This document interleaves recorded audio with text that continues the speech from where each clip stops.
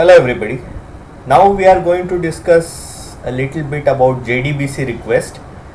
JDBC request is used for checking database queries and you can use JMeter for that purpose. For this tutorial I have selected a database called PHP MyAdmin DB for free. This is a free database that can be used for checking your JDBC request. It's logging in. In the meantime, you will see what's there in the JDBC request. There is a test plan. In that, there is a thread group. In this thread group, I have just put one thread, one ramp up period, and one loop count.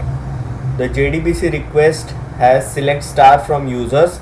This is a table on that free database that I have shown you. Currently, it's logging in. Since it is open source, it is very slow and it may take some time to log in. I was logged in a couple of minutes back, but due to inactivity I got logged off. So I have put this query. Users is the table that I have created. It has user information like user ID, username, user email, etc. And these are the two listeners that I have put. Now for JDBC request, you need to have a JDBC connection configuration. This JDBC connection configuration has max number of connections 10, max weight. This is populated by default, so you don't need to change anything. This section you don't need to modify at all. Then what you need to modify is this section over here, database connection configuration. You can use these details mentioned over here. Initially I will show you what happens if you don't put use SSL equal to false. You just this one is the core URL that you need to use.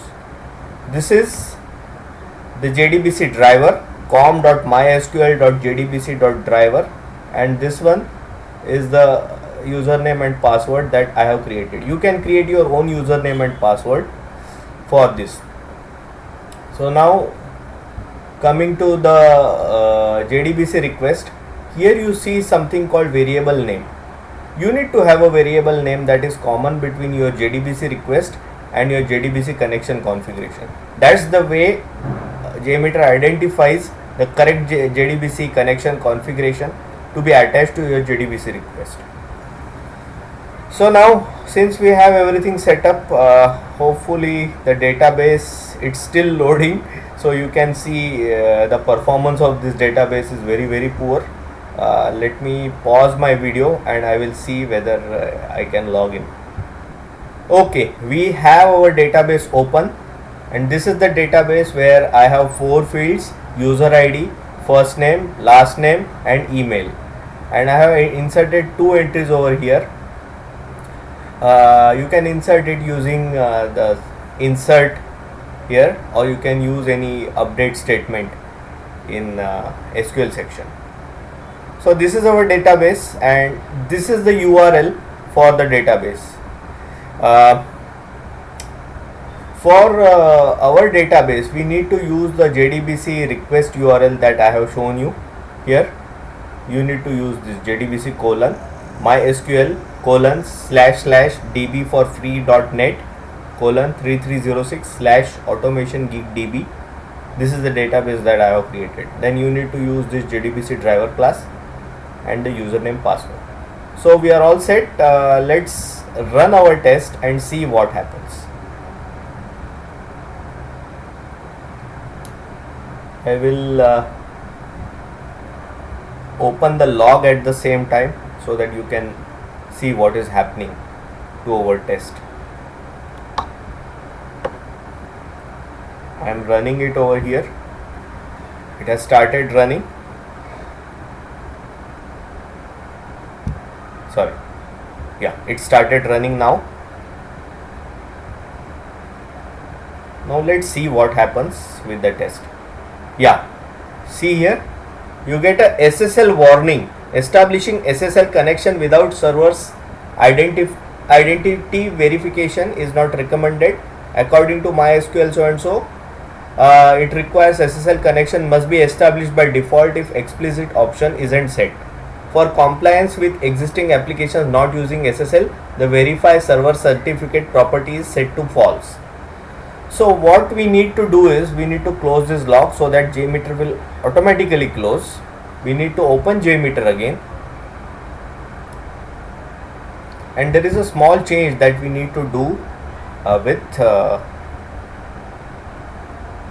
JDBC request that we have created right now.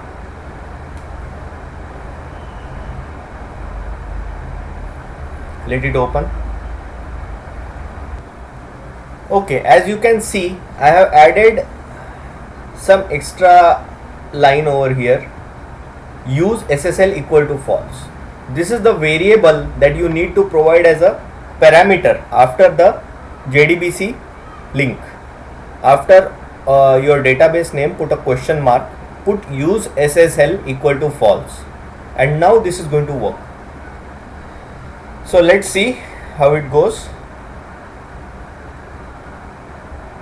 Put my cursor on view results tree and I keep the log open at the same time, and now I run it. So we will see whether there are any failures.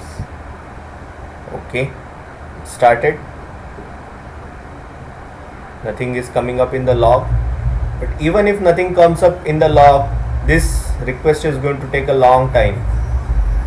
So hold on till you get the results.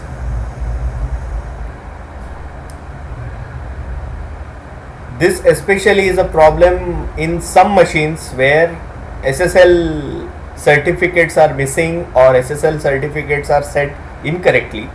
So this is the way you get over that problem.